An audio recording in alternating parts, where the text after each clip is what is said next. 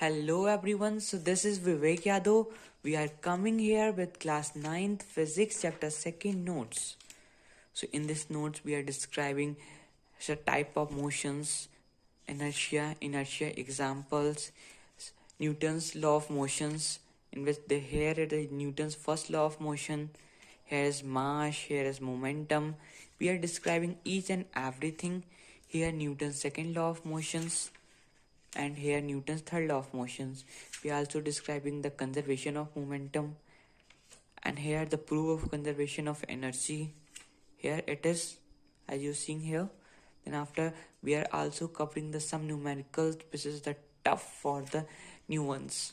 Here are the some. We are also covering the NCERT numericals and the theories of the NCERT questions. So here it is. Okay. So we are doing the best for your exam perspective to achieve a good marks to you in an exam. If you like our channel, please like, share and subscribe it. Thank you.